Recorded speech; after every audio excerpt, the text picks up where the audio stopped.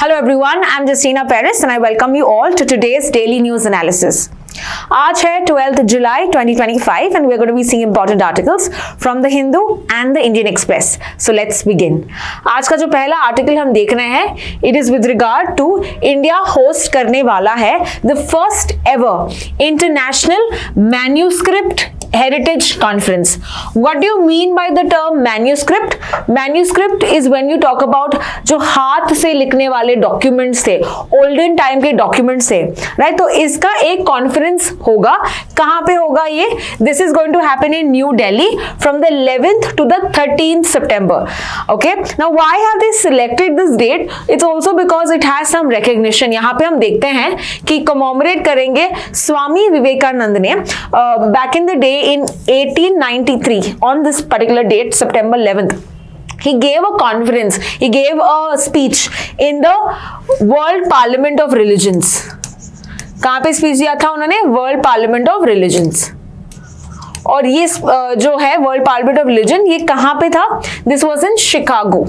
So it was that very date and that's why we have maintained that particular date only. Now इस conference का title होगा reclaiming India's knowledge legacy through manuscript heritage, और ये part होगा India के एक mission का जिसका नाम है ज्ञान Bharatam mission. Now this is a new mission जो इस साल के यूनियन बजट में अनाउंस किया था. What exactly is this mission all about? Let's understand. Firstly ये चाहता है कि हम प्रिजर्व करें उस सभी डॉक्यूमेंट्स को, डिजिटाइज करें एंड डिसेमिनेट करें, यानी नॉलेज सब जगह ट्रांसफर करें of the manuscripts. So this is related to manuscripts, उसका डिजिटाइजेशन, उसका प्रेजर्वेशन. फर्दर ये मैन्यूस्क्रिप्ट हेरिटेज मॉडर्न टेक्नोलॉजी के साथ इंटीग्रेट करेगा and it will ensure that new generations, जो स्कॉलर्स हैं, जो टीचर्स हैं, जो इंस्टीट्यूशंस हैं, ये भी इसका लाभ उठा सके. नाउ ये कौन से मिनिस्ट्री देख रही है? This is with regard to our culture. So yes, it is Ministry of Culture that is mainly overlooking this mission. Now इस पर्टिकुलर कॉन्फ्रेंस में और क्या क्या किया जाएगा, यहाँ पे हम देखते हैं ये एग्जिबिट करेगा इंडिया के रिच मैन्यूस्क्रिप्ट्स, राइट? इंडिया के even UNESCO memory of the world programme में जो हमारे विनर्स हैं या जो विनिंग स्क्रिप्ट्स हैं या जो जिसको रिकग्निशन मिला है, उनको भी ये एग्जिबिट करेगा. Further there will be like workshops, startups जो इस रिलेटेड है उनको शोकेस करेंगे हम. So all of that we are going to be doing under this particular conference.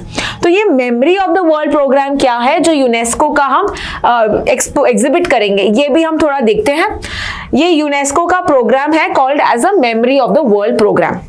ये लॉन्च हुआ था 1992 में and the main aim was ताकि हमारे जो रिच कल्चर हेरिटेज है विद रिगार्ड टू मैन्यूस्क्रिप्ट्स और ओरल ट्रेडिशंस और रिटन रिकॉर्ड्स, इसको हम प्रिजर्व करें ताकि आगे की पीढ़ियों को भी इसके बारे में पता चले, right? So this is mainly to safeguard the rare documents, the manuscripts, the traditions. कोई कंटेंट मिला है जो बहुत ही इंपॉर्टेंट है, सिग्निफिकेंट है, ग्लोबल या यूनिवर्सल वैल्यू है इसका, तो उनको हम प्रिजर्व करेंगे.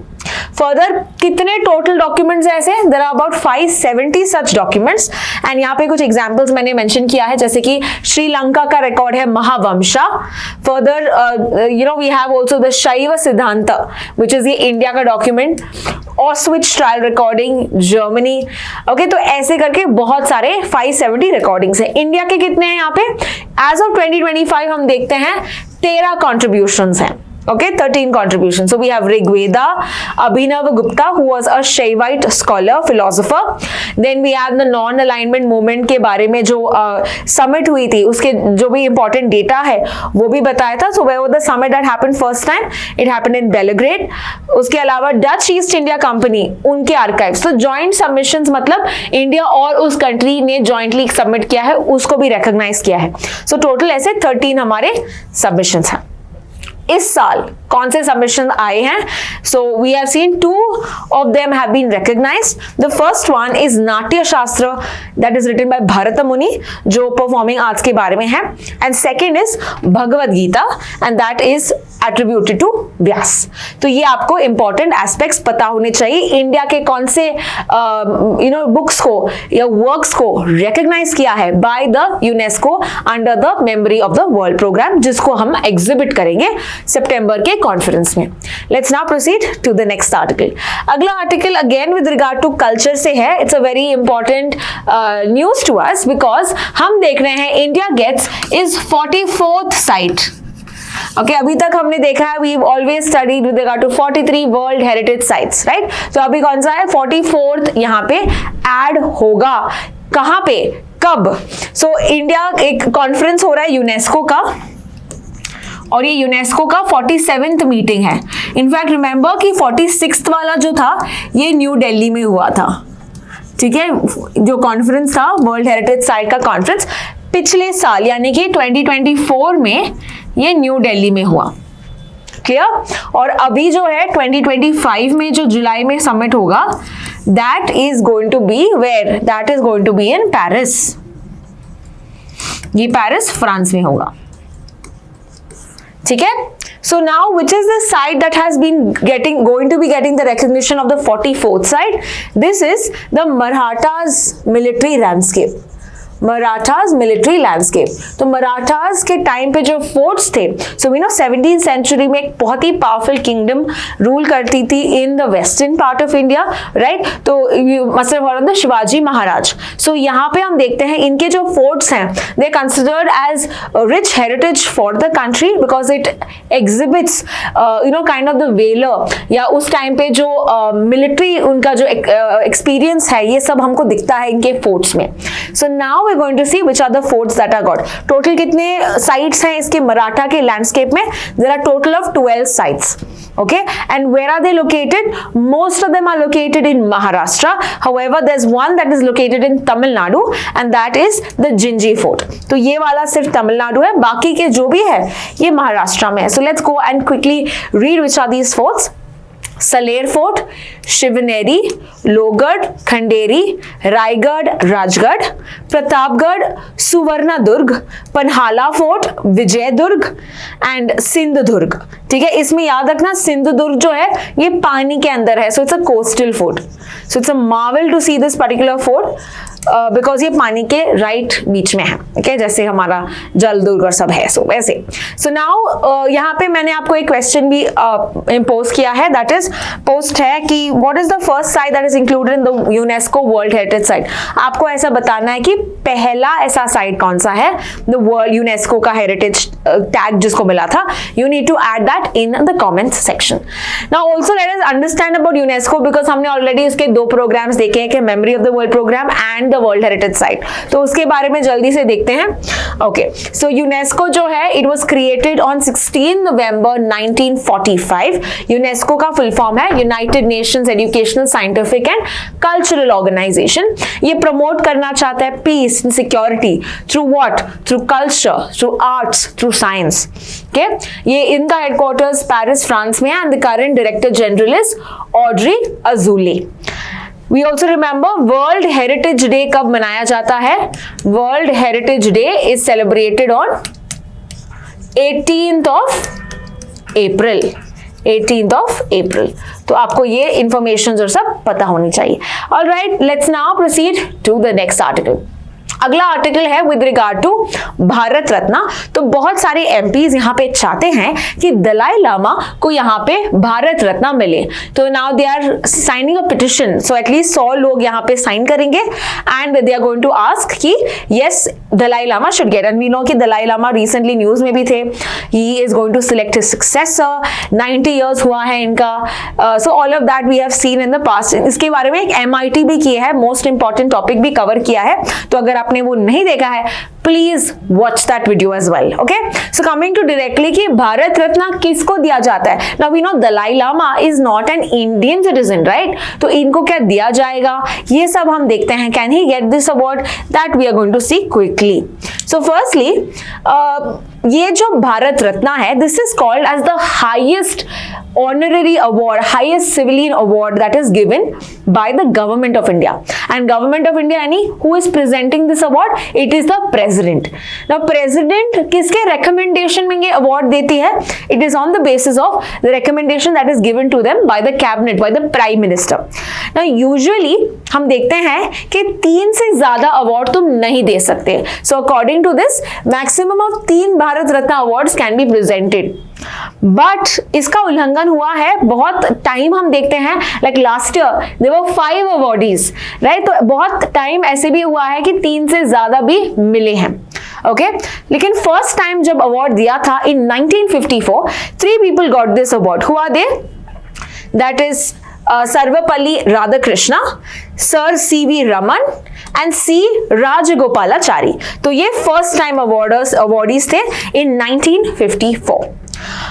Further, they are not allowed to use the Bharat Ratna as prefix. तो आप उनको ये ऐसा नहीं बोल सकते Bharat Ratna so and so, या उनके बाद ऐड नहीं कर सकते. You cannot use that in your official documents and so.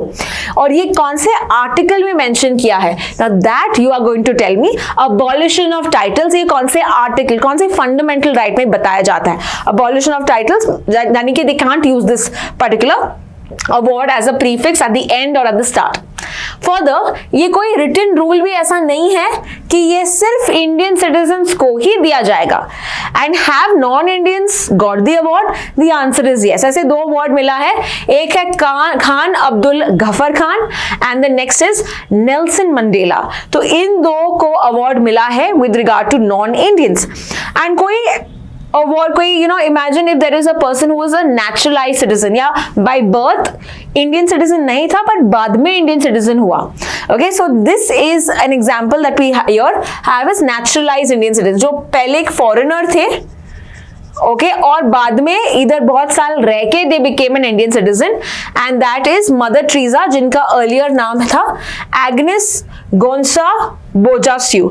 So this is the name that is Mother Teresa, we commonly call her as. तो इनको भी भारत रत्न मिला है 1980 में.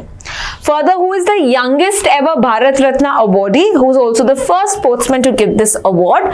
And the answer is Sachin Tendulkar, जिनको मिला था at the age of 40 years. Okay, now also understanding कि जब आपको अवार्ड मिलता है क्या क्या मिलता है आपको. So you get a certificate which is called as सनद, ओके, जो प्रेसिडेंट साइन करता है. सेकेंड, तुमको एक मेडेलियन मिलता है which is cast in bronze. Okay so bronze medallion. और क्या क्या होता है उसमें? So you have a leaf of the peepal tree, it's a leaf of a peepal tree and the sunburst in the centre. नीचे आप लिखा भी जाता है कि भारत रत्न ऐसे लिखा जाता है. And we also see it is written, emblem of India का पिक्चर होता है, एज वेल एज लिखा जाता है सत्यमेव जयते, सत्यमेव जयते. कैन यू टेल मी ये कौन से उपनिषद से लिया है? Which Upanishad is the term Satyameva Jayate taken from? You are going to write that in the comment section. Okay. Further, क्या कितने पैसे मिलते हैं? पैसे नहीं मिलते. So there is no monetary endowment. Initially हम देखते थे you would only get a Bharat Ratna for these things. That is literature, science, arts and public service. But 2011 के बाद इसको expand किया था as saying that any human endeavor, मतलब जो भी तुमने एक्सेल किया कुछ ही किसी भी फील्ड में तुमको ये मिल सकता है. So that is how they have expanded it. मरने के बाद क्या मिल सकता है तुमको Bharat Ratna? The answer is yes. Originally तो ऐसा लिखा नहीं था बट 1966 में ये ऐड किया था कि यस मरने के बाद भी तुमको मिल सकता है. So here we have seen who has got 18 such awards have been given, like Dr. B.R. Ambedkar, Lal Bahadur Shastri, Morarji Desai, M.G. Ramachandran. In fact even Subhash Chandra Bose ji को मिला था ये अवार्ड, बट उनके फैमिली मेंबर्स ने एक्सेप्ट नहीं किया. मरने के बाद उनको मिला था ये award because they did not accept the reason for the death. They did not want to accept कि you know what is the reason for the death. So that is why we see that he had not taken. But anyway, these are some important facts that we understand with regard to the Bharat Ratna. Let's now proceed to the next article. Next article एक important editorial जो आज के The Hindu में दिया गया है. Let us quickly see some important facts. Now what exactly is this article telling us all about? Article कहता है जेंडर गैप रिपोर्ट के बारे में, तो हम समझेंगे कि जेंडर गैप रिपोर्ट क्या है, टॉप रैंक कौन है, बॉटम रैंक कौन है, इंडिया का रैंक क्या है. Will also see with regard to किस बेसिस में तुमको रैंकिंग दिया जाता है, right. Apart from this, India का परफॉर्मेंस क्या है, कैसा है, क्यों कम है, ये सब आर्टिकल में डिस्कस किया जाता है. तो let's see everything in this particular aspect. Firstly global gender gap के बारे में समझते हैं. तो ग्लोबल जेंडर गैप जो है हम देखते हैं, ये रिलीज करते हैं by the world economic forum every year. World economic forum was created in the year 1971 by the founder का नाम क्या है? Klaus Schwab. ओके, ये एक जर्मन साइंटिस्ट है, जर्मन इंजीनियर. इसके अलावा हम देखते हैं इसका हेडक्वार्टर्स है a place called Cologny which is Geneva, Switzerland. Okay, which is in Geneva, Switzerland. तो ये कुछ फैक्ट्स हैं किसके? वर्ल्ड इकोनॉमिक फोरम के. Now world economic forum is basically seeing the gap between mails and females. ठीक है, country wise हम देख रहे हैं कि मेल्स और फीमेल्स में जितना गैप है, जेंडर इक्वालिटी है, ये मेजर करते हैं. तो 4 चीजें यहाँ पे फोकस किया जाता है. फर्स्ट इज इकोनॉमिक पार्टिसिपेशन, यानी with regard to wages, with regard to economic opportunities. Second is educational attainment, कितना उनको पढ़ा लिखाया जाता है. थर्ड, उनका health. And fourthly political empowerment, यानी गवर्नमेंट में इनका रोल क्या है, एडमिनिस्ट्रेशन में इनका रोल कैसा है. सो ये 4 चीजों में यहाँ पे हम देखते हैं. टॉप रैंकर कौन सा है? टॉप रैंक है Iceland. Okay, and remember Iceland बहुत 16 times it has always been on the top. In fact Iceland was also in the news because it's a top rank for which other report. ये आपको मुझे बताना है comment section में, which is the other report in which Iceland has become the top rank also. Further bottom rank कौन है? हमारा पड़ोसी जो है पाकिस्तान. सो बहुत खुश है हम, वो बॉटम रैंक में है. बट इंडिया का रैंक क्या है? इंडिया का रैंक है 131 out of 148. So rank 1 is Iceland, rank 148 is Pakistan and rank 131. इतना भी अच्छा हमने नहीं किया है बिकॉज वी सी दैट पिछले साल से, यानी कि पिछले साल 2024 में हम 129 थे और इस साल हम 131 है. सो हम और भी नीचे गए हैं. Now what is the reason for the low performance? ये आर्टिकल में बताता है. सो आर्टिकल बताता है इंडियाज परफॉर्मेंस 2 चीजों के लिए प्रॉब्लमैटिक है. एक है तुम्हारा इकोनॉमिक पार्टिसिपेशन और दूसरा हेल्थ एंड सर्वाइवल. इनफैक्ट अगर आप दूसरे फैक्टर्स में भी देखो, एजुकेशन या पॉलिटिकल अटेनमेंट, इसमें भी हमने कुछ खास किया नहीं है. बिकॉज हम देखते हैं कि हमारे जो लोकसभा में 543 टोटल मेंबर्स होते हैं, राइट. इसमें कितने महिलाएं हैं? We have only 74 are women, right. So ये तो मतलब बहुत एक फ्रैक्शन ऑफ 13% है, बस केवल 13% है. So it's a very low performance there as well. But हमने बिल्स भी लेके आए हैं कि चलो 33% रिजर्वेशन ऑफ वुमेन हो जाएगा. So that is what we are seeing with the current data कि हाँ, हमने वहां पे इंप्रूवमेंट किया है. Now coming to the problematic area, this sector, that is economic and health. Economic में हम देखते हैं कि जो फीमेल लेबर फोर्स है ये अभी भी लो है, मतलब ज्यादा मेल डोमिनेटेड फील्ड है. लेबर में हम देखते हैं males are more contributing than the females. And यहाँ पे कहा जाता है कि विमेन को जो कमाई होती है, they earn also less than third of the men's. Same job के लिए विमेन को कम पेमेंट देते हैं as compare to the male. Further McKinsey, ये जो रिपोर्ट है इसमें एस्टिमेट किया है कि 770 बिलियन जीडीपी हम गेन करेंगे, हमको मिल सकता है बाय 2025 अगर मेल्स और फीमेल्स को इक्वल तराजू या इक्वालिटी पे आए. How much can we get? 770 billion, which is a big opportunity, a missed opportunity. Second is health and survival. यहाँ पे भी हम देखते हैं जो सेक्स रेशियो एट बर्थ है ये भी स्क्यूड है बिकॉज अभी भी मेल प्रेफरेंस ज्यादा है. सेकेंड एस्पेक्ट की 57% of the women are anaemic, जिसके कारण उनको लेस अपॉर्चुनिटीज मिलती हैं in terms of work place, in terms of employment, in terms of even with regard to education sectors.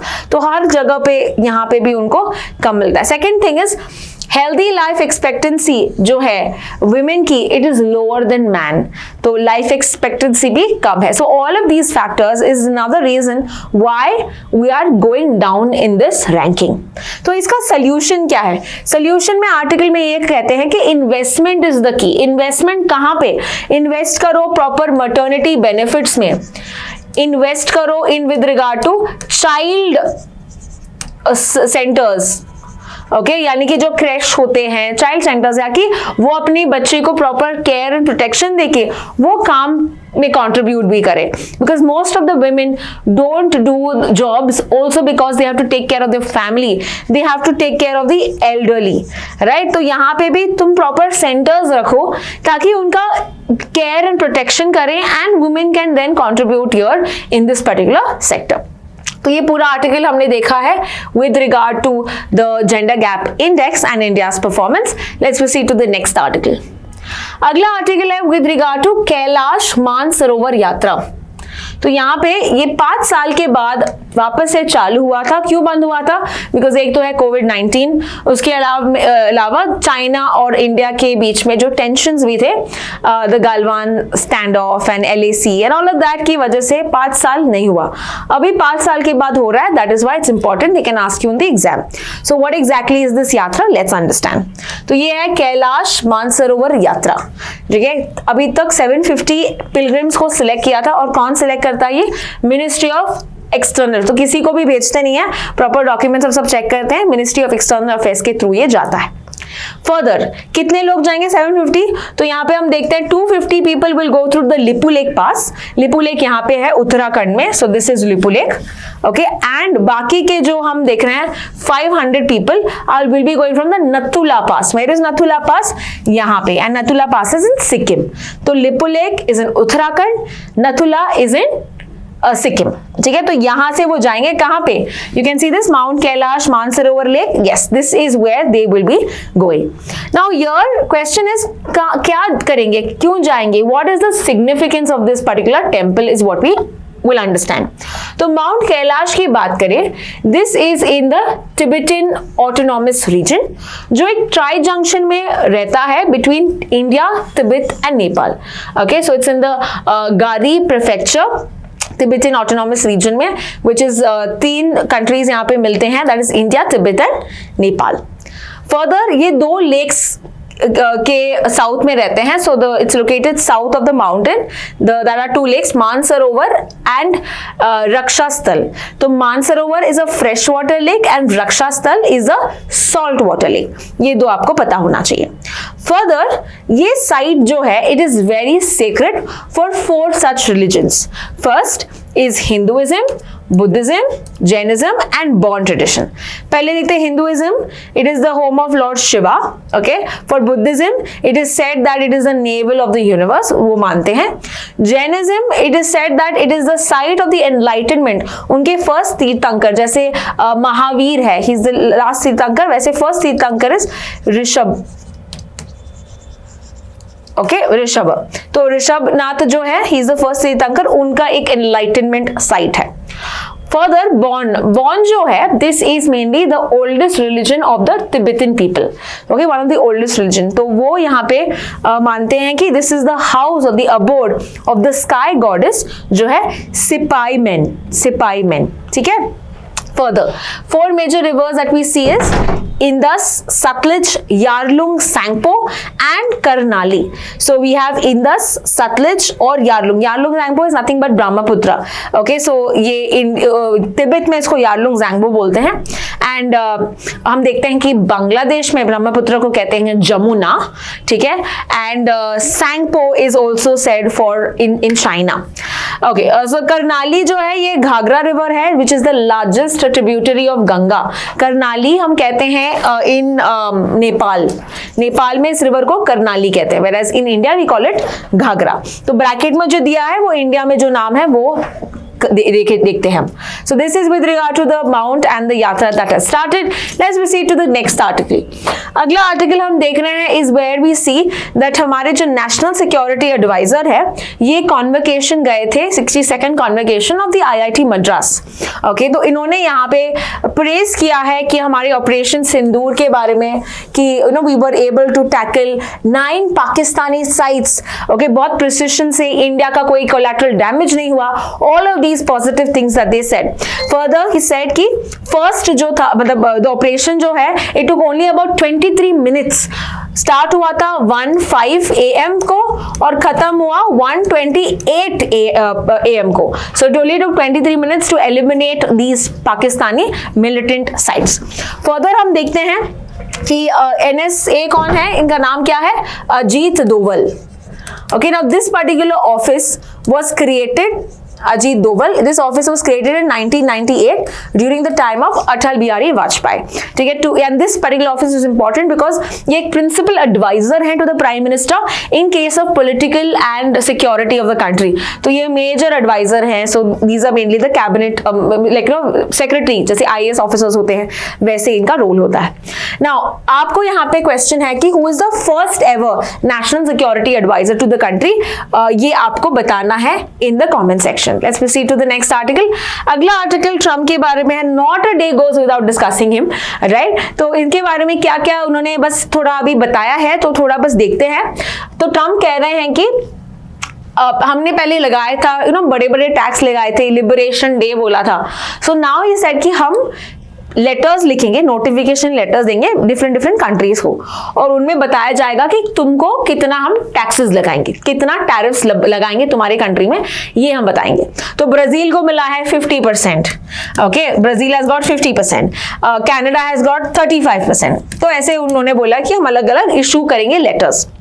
अगर तुमको लेटर नहीं मिला इसका ये मतलब नहीं तुमको टैक्स कटेगा नहीं. यहां पे बोला है कि 15% या 20% लग सकता है जिनको लेटर्स नहीं मिला है. Okay, on trading partners not issued specific. अगर नोटिफिकेशन नहीं मिला है तो यहाँ पे हम लगा सकते हैं. Now this is again lot of questions हैं कि पहले तो बोला था कि 10% टैक्स मिलेगा, तो ये 10% क्या इसके अलावा और 15% लगेगा या उसमें ही प्लस 5% होगा? All of that is still yet to be seen. तो इसीलिए बस आर्टिकल हम देख रहे हैं. ये कब लगेगा? August 1 से लगेगा. तो उसके पहले तो पता चलेगा कि हम पर कितना टैक्स लगा है. तो अभी देखते हैं कि August 1 के बाद क्या क्या और होता है. Anyway, this is a very brief article that we've discussed with regard to the taxation and the recent update because ये हम पहले भी कर चुके हैं. Next article हम देखते हैं genetic analysis of the Asian rhinos. Now rhinos की बात करें, there are different types of rhinos. First we will see what are the different types of rhinos and then we'll see the article. यहाँ पे हम देखते हैं कि rhinos 3 types के होते हैं. The first one is the greater one horn rhino, Javan rhino and Sumatran rhino. Javan and Sumatra, okay, these are mainly you must have heard Indonesian islands है तो वहां पे ज्यादा मिलता है. Whereas अगर आप ग्रेटर वन हॉर्न राइनो की बात करें, they are found in Nepal, Bhutan, Indonesia, Malaysia. But mainly okay, mainly these are all Asian rhino range. Mainly India और नेपाल में पाते हैं the one horn rhino. And सबसे ज्यादा कॉन्सेंट्रेशन की बात करें, it is only found in India. Okay, so one horn rhinos are found only in India and at present they are found in which place? Majorly they are found in Assam. ठीक है. So if you see rhinos का जो IUCN list है, जावन Sumatra are critically endangered whereas the great horn one rhino is vulnerable. ठीक है, ये इनका IUCN status है. So now let's understand about the one horn rhino. ये बाकी के राइनो स्पीशीज के मुकाबले it is the largest species. Okay, so and largest are found in which place? It is found in India itself. So if you see Kaziranga, Pobitora, Orang, Manas, ये सब आसाम में है जहां पे you find them in plenty. Second is Jaldapara, Gorumara, ये वेस्ट बंगाल में है. Now you need to remember these names because they can ask you कि लोकेशन वाइज ये वाइल्ड लाइफ सेंचुरी या ये नेशनल पार्क कहाँ पे है. So you need to have an idea of the same. Second is Dudhwa. Dudhwa is in Uttar Pradesh. तो ये सब कहाँ पे? इंडिया में है और कहाँ पे इनके लोकेशंस है ये आपको पता होना चाहिए. सेकेंडली हम देखते हैं ये आर्टिकल क्या कहता है। आर्टिकल कहता है कि हम इसका जेनेटिक सैंपलिंग कर रहे हैं, मतलब इसका जेनेटिक सैंपल्स लेके हम दे रहे हैं इसको wild life institute of India, और यहाँ मेंटेन कर रहे हैं record. Now why are we maintaining the record of rhinos?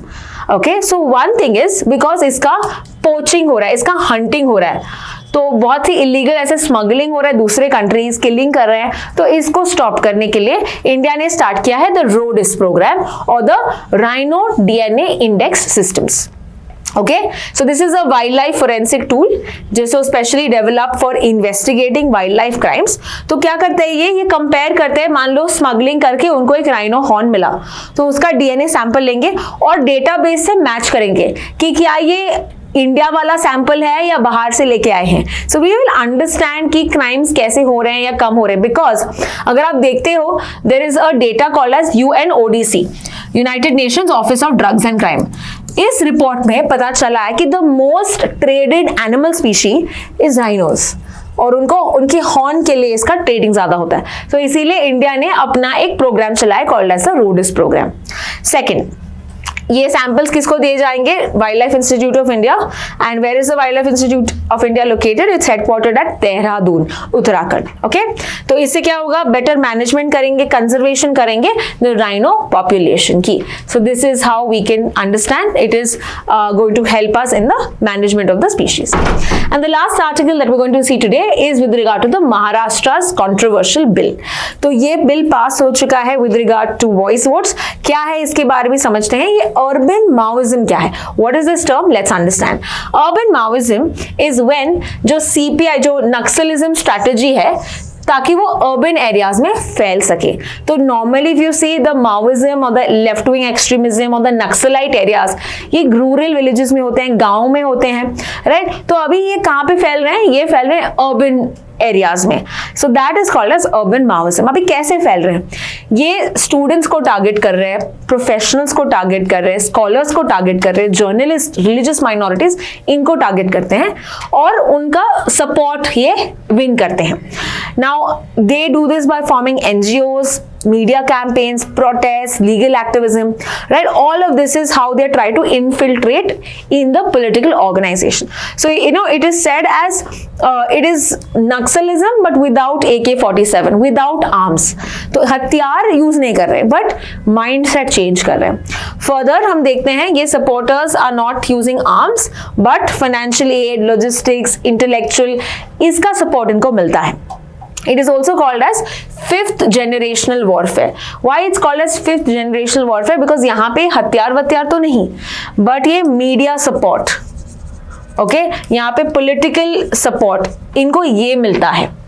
Okay, so you know there's some sort of financial aid and all of that which they are getting, and that is why it's called as fifth generation. तुम public का interference लेते हो, public को confidence में लेके आते हो, that is how you are you know kind of creating another problem, another war.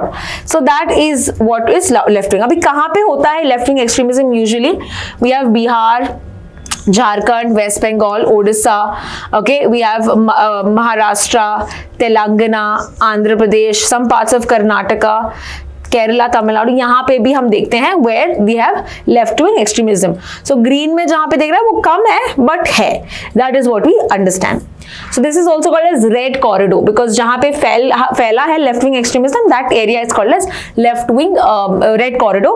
और पहला जो region था it was West Bengal, नक्सल बारी village, 1967, छनु मंजुमदार जिसको कहते थे उन्होंने स्टार्ट किया था. So that is where it had started, but it has spread to various states of India. Now coming to understand security, उन्होंने जो बिल पास किया है, ये बिल क्या है समझते हैं. द बिल का नाम है security special public security bill. Okay, तो ये एम करता है unlawful activities of left wing extremist organisations, okay, को बंद करने, कॉम्बैट करने के लिए, टैकल करने के लिए. what are the provisions on the bill? We're just going to see this because ये एक state bill है, तो इतना important नहीं होगा exam point of view से, बस just to get an understanding of what the bill says.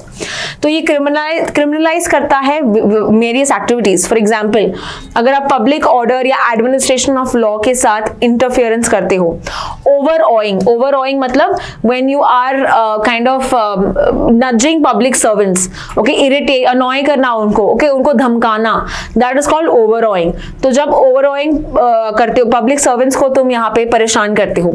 Acts of violence and vandalism या public fear को generate करना, encouragement of firearms, explosives, okay, कोई ऐसा promote कर रहा है कि हाँ होना चाहिए. Next, practicing disobedience, okay, अगर आप law and institutions को establish करने के लिए आप encourage कर रहे हो कि हाँ you know disobey करो institutions, ये सब गलत है. फर्दर पनिशमेंट्स कितना हो सकता है? 2 से 7 साल, फाइन भी हो सकता है. एंड ये members of unlawful organisations as well as non members जो फंड्स और सब रेज करते हैं या एनीवन कमिटिंग अनलॉफुल, इस पे ये वैलिड है. ओके, तो किस पे ये अप्लाई करता है ये बताया है. फर्दर तुम्हारी जो प्रॉपर्टी है वो भी छीन सकते हैं अगर उनको लगता है कि उससे वो फंड किया गया है. ओके, अनलॉफुल चीजें फंड की गई हैं तो 15 दिन के अंदर वो हड़प भी ले सकते हैं. Further this is cognizable. Cognizable का मतलब क्या है? When the crime can police can arrest you without a warrant. Okay, so cognizable मतलब विदाउट अ वारंट, मतलब जो बहुत ही ग्रेव मर्डर्स या रेप्स होते हैं, that is all are cognizable. Without a warrant police can arrest you. Further non bailable का मतलब क्या है? Non bailable is when you can't get a simple police bell. आपको मजिस्ट्रेट ही बेल दे सकती है, आपको जज ही बेल दे सकता है, जुडिशरी ही बेल दे सकती है, उसको बोलते हैं non bailable. Again for serious crimes non bailable offence होता है. फर्दर हम देखते हैं इससे क्रिटिसिज्म क्यों है, मतलब what is the concern which is given in the article, क्योंकि इसमें बोला है डिसोबीडियंस प्रैक्टिस करना या डिसरप्टिंग कम्युनिकेशन. नाउ इसका डेफिनेशन नहीं दिया. डिसोबे मतलब what? Okay, so that can be illegally used against opposition parties and so. Further criminalise कर सकता है. कोई पीसफुली प्रोटेस्ट कर रहा है या कोई नकार रहा है तो ये तुम समझोगे कि हाँ मैं इसके अंडर मुझे अरेस्ट किया जा सकता है, राइट? सो पीसफुल प्रोटेस्ट भी यहाँ पे क्रिमिनलाइज कर सकता है, तो इसका भी एक फियर है. गवर्नमेंट के खिलाफ कुछ बोल ही नहीं सकते हो basically, right? Further UAPA and PMLA. What is this now? UAPA is the Unlawful Activities Prevention Act and PMLA is the Prevention of Money Laundering Act. Now ये सेंट्रल लॉज है.